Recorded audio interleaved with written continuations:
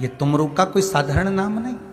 फिर निवेदन करूंगा, जिस नारी का गर्भ ना ठेरता हो, 12-12 साल हो गए हो, 18 साल हो गए हो, 15 साल हो गए, 10 साल हो गए, अगर संतान नहीं है, बच्चे नहीं है, तो निवेदन करूंगा सफेद आंकड़े की जड़, सफेद आंकड़े की जड़ लेकर आपका एमसी पीरियड का जब 7वां दिन हो जाए, रजस्वला धर्म का जब 7वां दिन हो जाए, तो सफेद आंकड़े की जड़ को शंकर के शिवलिंग के ऊपर से 21 बार तुमरुका जी का नाम लेकर घुमाइए और उस सफेद आंकड़े की जड़ को लाल धागे में कमर पर बांध लो। 7वें दिन है महाराज, 3 महीने के अंदर नारी का गर्भ ठेर जाता है, संतान होता है।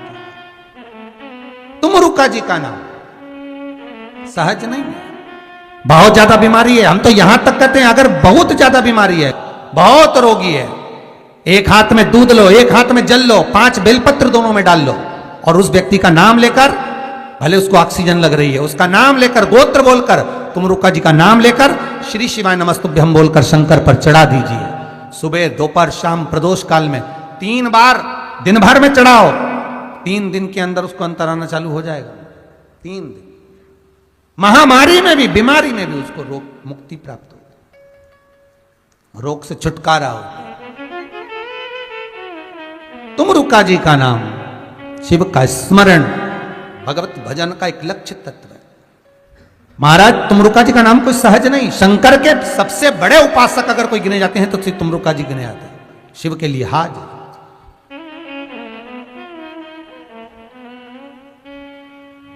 शिव का स्मरण, बहुत बीमारियों में भी शंकर का तुमरुका नाम का स्मरण। हाँ, एक बार तुमरुका श्री हनुमान जी का मिलन भी हुआ है, उसका भी व्याख्यान वर्णन कल की कथा में अपन करेंगे, उसका भी वर्णन करेंगे। श्री हनुमान जी महाराज और तुमरुका जी का मिलन, वो भी अपन स्मरण करेंगे, वो भी अपन देखेंगे। कोई सहजता नहीं है महाराज।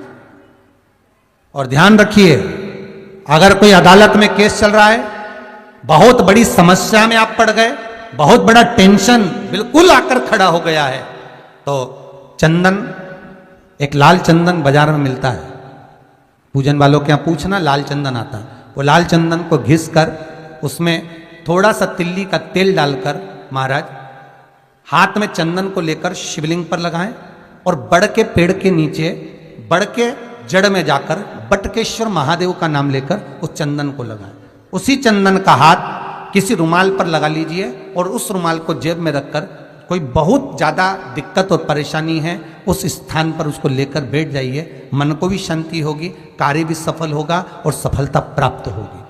बस तुमरुका जी का नाम का उसमें स्मरण करना है, कोई सहज नाम नहीं है। फिर निवेदन करूंगा, नारी अगर बच्चे को जन्म देती है और बच्चा 4 महीना 6 महीने तक गर्भ में रहता है, उसके बाद अवर्षण हो जाता है, तो एक नारियल पर, श्रीफल पर स्त्री के हाइट की, मोली, मोली मतलब नाड़ा जो हाथ में बांधते हैं, लच्छा, उसको नाप लीजिए और तुमरुका जी का नाम लेकर उस नारियल पर लपेटकर अपना नाम और गोत्र बोलकर शंकर जी के शिवलिंग के पास में, जो जलाधारी होती है चारों तरफ शिवलिंग के पास में, वहां रख दीजिए।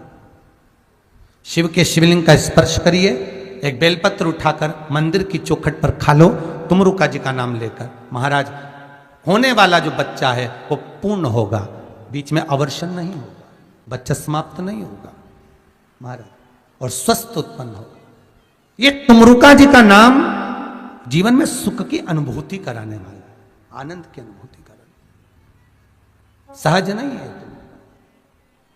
शंकर का अनुमोदन, शिव का स्मरण, स्वयं शंकर और पार्वती भगवान आनंद के साथ में चलते हैं और शिव महापुराण की कथा को श्रवण करने के लिए पहुंचते हैं। शंकर भगवान की कथा सुनने के लिए जब पहुंचे, आनंद में विराजमान हुए और कथा तुमरुका जी प्रारंभ करते हैं। चंचुला देवी भाव से श्रवण करती है। अखंड सौभाग्य को पाने के लिए माता चंचुला देवी इस पावन कथा को सुनना चाहती है, पावन चरित्र को सुनना चाहती है।